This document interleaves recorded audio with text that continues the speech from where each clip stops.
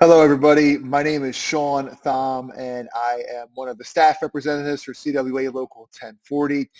Today, I'm going to be taking you through Step 1 Grievance Process Training. All right, so this is a great opportunity for you to learn a little bit more about the process, what we do, what we expect, and what you should be able to provide to your members. So I'm going to actually stop the video here and keep moving forward.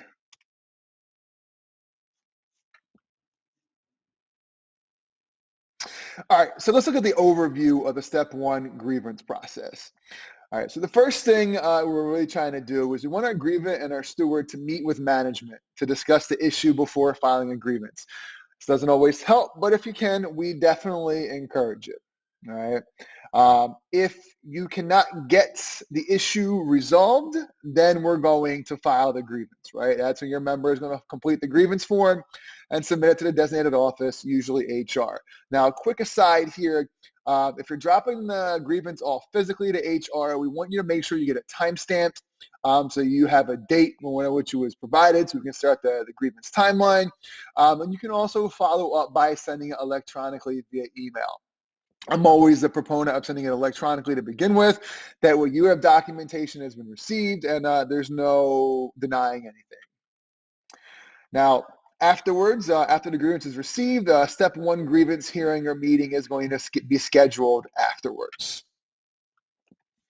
So that meeting or hearing is going to be held, and during that hearing, you are going to have an exchange of evidence that happens prior. That's going to be your discovery. That's your evidence. That's your witness list, things along those lines.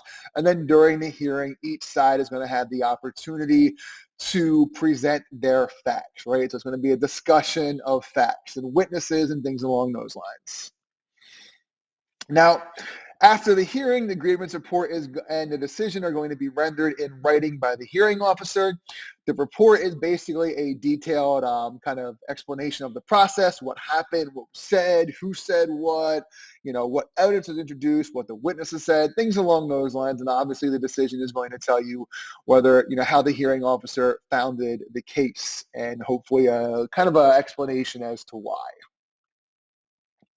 So after you get that decision, the grievant needs to decide whether they're going to accept the results or appeal to Step 2. So here as a steward, we really want you to offer support and guidance on possible outcomes. We don't want you to discourage or encourage the grievant from appealing to Step 2, but we want you to just be honest and to provide whatever support and guidance that they may ask for or that they may need. And then, so whether that grievance is resolved, we're going to mark it as resolved and leave it as is, or if we're going to elevate it to Step 2, notification must be provided in writing on the grievance form to HR. There's a spot on the bottom of the grievance form that gives you the opportunity to say whether or not you're going to appeal to Step 2, or if you are happy and accept the findings of the grievance. So that needs to be submitted to HR. All right, so let's take a second to talk about grievance timelines, all right? So a grievance has to be submitted within 30 days of the incident or when grievant would actually know about the incident, all right? So you have 30 days, and these timelines are not business days, right? They are 30 days. All right, so you need to make sure you know these timelines so that you are making sure you are telling our members what they need to know and that we're following through it. If you give a member the wrong timeline and they're not able to file their grievance, there are going to be issues, okay? So just kind of keep that in mind and really make sure you kind of commit these timelines and deadlines into your memory. All right, so after the grievance is received within that 30-day period, then they have 10 days. Management or HR has 10 days to schedule the grievance meeting or hearing, all right? So sometimes this has not been 10 days, especially with COVID and everything that's been going on with that. But, so keep that in mind. But if you are finding yourself, way above way past the 10 days, I would highly advise you to reach out to who you submitted to an HR and say, hey, just checking on the status of this grievance, right? That's huge. All right, so 10 days, that hearing should be scheduled. And we should be getting back to things like that. Now, this is also incredibly important. So for your discovery and witness list submission, So your discovery is your evidence, and your witness list should be submitted to the hearing officer and management representative 7 days before the hearing or meeting. All right, if you do not do this within 7 days, there is a possibility that the hearing officer will not allow you to present evidence. I have sat in grievance hearings where I have watched both management and the union side try introducing new evidence during the hearing. I have never seen that evidence approved and allowed to be submitted. All right, so you have 7 days. You have a week. So this is when you should be doing it. Now, you shouldn't be doing it any sooner than 7 days because you don't want to give management an extra time to really review things. Do it 7 days before, get it done, submit it, and be done with it. All right, but do not wait. Do not miss this deadline because you could have a very negative impact on your members and the case. So the actual decision. The hearing officers should be providing you with a decision and report in writing within 10 days of the grievance meeting. Now, I'll be honest with you, does this always happen in 10 days? No. Most times it does, but it often doesn't. So, if you don't get it exactly within 10 days, I do not recommend you reaching out to the hearing officer and say, hey, where's the decision? Blah, blah, blah, blah, blah, because that's not going to help you. If anything, that's going to make life a little more difficult for you because it's probably going to irritate the hearing officer. All right. So if you're going to do it, make sure you do it in a nice, respectful, and positive way. Hey, I know things are busy. Hope everything's going all right. Just want to touch base in regards to this grievance. Leave it at that and see what happens. All right. Now, after you get the decision to appeal to step 2, that appeal must be filed within 10 days from the receipt of the step 1 decision or 60 days after the step 1 decision was due. All right, you cannot wait on this. If you think your member wants to appeal to step 2, you need to make sure they understand they have 10 days. And it's also on you to make sure your member is aware of this deadline approaching as it approaches. If you have a member who files a grievance and they're not happy with the decision, maybe try reaching out to them a couple days before that deadline and be like, hey, are you going to file this appeal? Right? See what happens. But you need to be proactive as the shop steward. Right? You can't just, rely on the member to know all these timelines because this is what you are being trained on and they are not.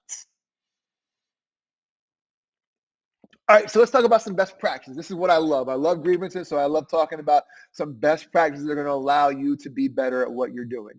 All right, so I always encourage our shop stewards to have an informal meeting with management and the grievant. Try solving that issue before it ever goes to a grievance. A lot of times administration in our facilities do not want things to go to a grievance, and they don't want it to go to a grievance because that makes it a formal record. So more often than not, I've seen people be able to come together, have conversations, and be able to address the issues where everybody walks away feeling happy and heard. Now, your member may not want to meet with management because management might be their supervisor who might be kind of a jerk. And listen, if that's the case, you need to make sure you tell your member, I will be there, I will be present, I will be there if anything gets out of order, and I will make sure I put a stop to that. Have your grievant write down their concerns and what they may want to say before they go in, right? Just so that everybody's prepared. You can make the meeting more streamlined. And, when you stick to the facts and the basic things, there's less room for people to get upset and irritated by emotions and things that kind of usually arise in situations like this. Because, more often than not, they can be very tense. All right, so if you're filing a grievance, we really would like you to work with the member to write the grievance. If the member is insisting on writing a grievance, then we're asking you to review it for accuracy, correctness, and completion before it gets submitted. All right.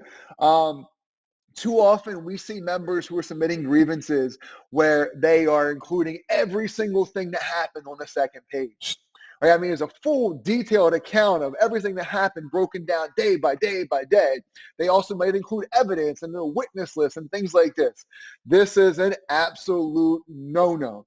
We want you to only include the very basic statement of the grievance and whatever the preferred resolution is going to be.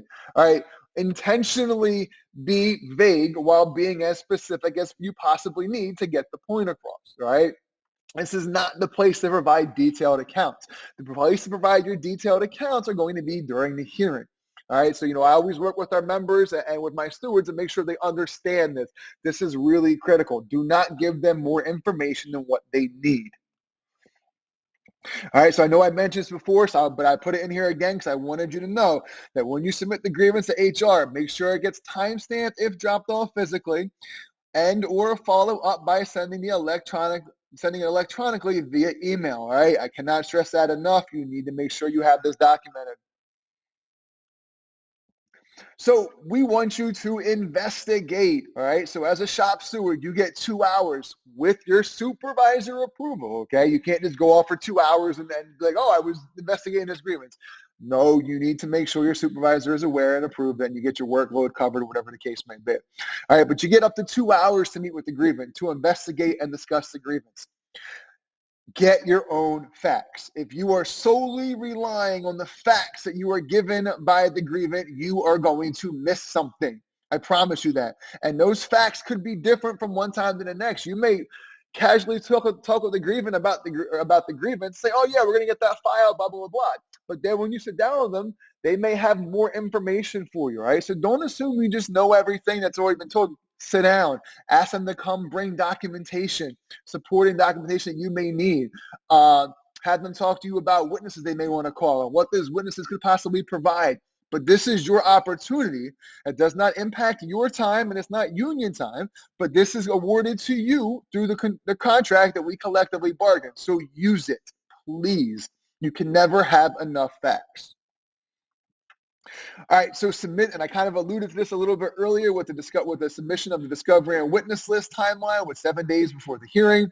But do this on time, guys. I really, this is basic, but I can't stress this enough either. If you do not, your evidence and any witnesses might be excluded by the hearing officer. While these are technically considered and deemed informal hearing and informal proceedings, I have seen these things happen where the hearing officer says, nope, not happening, especially if management objects. If management objects to something you do outside of the timeline, then you know what? You might not be able to do it. On the flip side, I have objected to management introducing evidence that was outside of that timeline. I have had those objections sustained at some points, and I've had them overruled. So just keep that in mind. They may overrule you if management's late, but they typically don't give you that same courtesy and consideration. Now, when you get your discovery list, right, I want you to organize this in order of how you're going to present it in the hearing. All right, so at this point, it's 7 days before the hearing, you should have a really good idea as to what your approach is going to be, how you're going to organize your witnesses, how you're going to present your evidence. So when you're putting together your discovery list to send to management and to the hearing officer, it should be in the same chronological order that you are going to present it in the hearing. All right, this makes it easier for you, for one, because it allows you to organize your whole hearing, your whole everything, all right, while you are putting your evidence in place. It will also significantly help you with the hearing officer. All right, I'm telling you now, if you go into a grievance hearing and you start talking about, please refer to G2 and then refer to G5 and then go back to G1 and I'll go back to G4. Now I'm back to G3. Your hearing officer is going to be mad at you. I promise you that. Okay, they're going to look at you like this person has no idea what they are doing. All right, we want to keep the hearing officer happy, which means we want to be organized and on point with our stuff. All right. All right, so a couple more best practices that we're going to review real quick. All right, so management is going to give you their discovery and witness list. So I really want you to review this thoroughly and critically. All right. Think about how their evidence and how potential witnesses are going to impact the goal of your grievance. Think about how you're going to be able to use their discovery, their evidence, their witnesses against them, or use them to help prove your cause. Right? I mean, remember, if they're putting witnesses out there, you have the opportunity to cross-examine these witnesses, which gives you opportunity to potentially poke holes in their stories or whatever the case may be, or potentially flip them to your side if you're good enough at that. All right? So make sure you're really looking at that. Don't wait until the morning of the grievance to review their discovery. That's stupid. Point blank. That's the best word I can use to describe it. And you are probably going to lose your grievance if that is how you are operating. All right, it's going to be really hard to win a grievance if you're not really reviewing all this stuff ahead of time. You need to know their stuff better than they know their stuff. I know that sounds crazy, but that's how you win these things. And I've won enough to be able to tell you that's how I've helped win them. All right. So you're going to have the opportunity to do opening and closing statements. All right. So we want you to take those opening and closing statements and we want you to base those around the facts that you are trying to prove and your desired outcome. Okay. So if you are trying to prove retaliation in a grievance, and you're doing this, and your opening statement needs to focus on the facts surrounding the alleged retaliation. I am going to prove retaliation and through the facts of this, and this, okay? And your closing statement should summarize that. So in conclusion, we have had the opportunity to prove that retaliation has occurred because of the indefensible facts. This is what actually happened. Here's our documentation. This actually happened, all right? So, it's not necessarily something you're going to repeat all the time, but, you want that to be surrounded around the facts because this is a chance for you to introduce your argument, introduce the grievance, but also finalize it. And remember, the first thing and the last things you say have a lot of value. There's a lot of impact to that, right? Just as much impact as what goes in between them in the actual hearing itself. So there are going to be witnesses. If it's whether you're a witness or managing witness, we want you to plan any questions ahead of time. All right, whenever I do a grievance, if I have witnesses, I have every single question for them planned out in advance.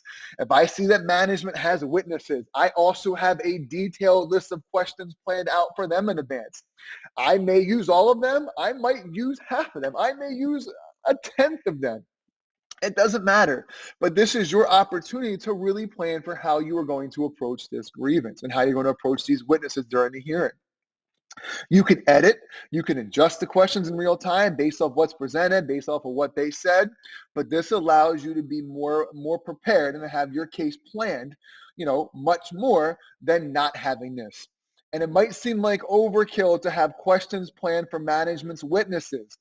But if you have the opportunity to cross-examine and your cross-examine can help you prove your point, then you need to take that opportunity to do that. All right? Please. Now, this is something I just really became aware of recently, and I never really did until probably the last 6 months. But before your closing arguments, take a minute and ask for a recess, all right? Be specific. Ask me, can I just have a brief 10-minute recess? Because it allows you to adjust your statement based on what happened in the hearing. Myself personally, I always have my opening statement, my closing statement, and all my questions and everything already planned ahead of time, all right? Already written out. So for me, this gives me the opportunity to see how things have changed throughout the course of the hearing. Throughout the hearing, if I'm taking notes and looking at this and that, I may then look at those notes in this recess and be like, oh, I need to change this, I need to switch this, whatever the case may be, but really use that opportunity to be able to make sure that it reflects what actually happened. All right. And I've never had a hearing officer tell me no. Right? Never. And you shouldn't have a hearing officer tell you no to this. Okay. So ask for that. So that way you can adjust on the fly. That's part of what we do in this process.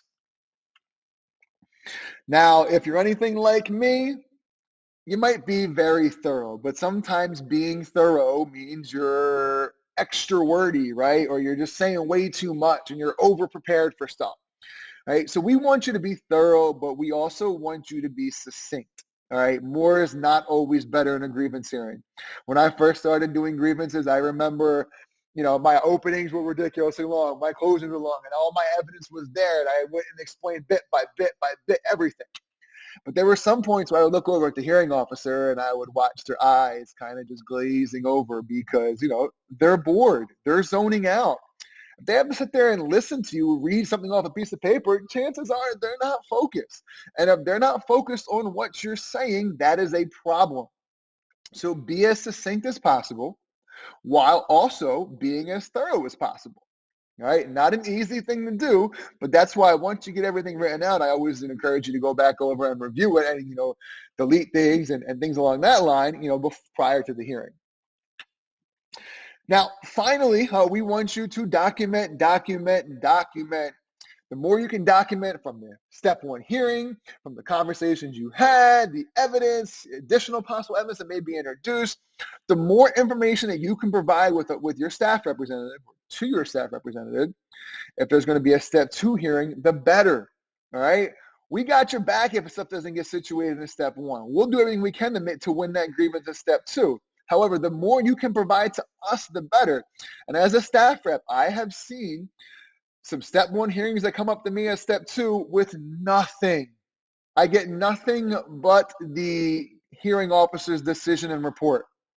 So now I'm sitting there trying to figure out what happened, what evidence was used, this and that, and I've asked this, and I can't get a hold of the steward, or I've asked the steward and it's not there, whatever the case may be. So, if you want to help our job and make our jobs a little bit easier, and also give the chance to win these grievances at a higher level, where somebody from outside of the institution is the one who's ruling on the case, give us as much information as you possibly can.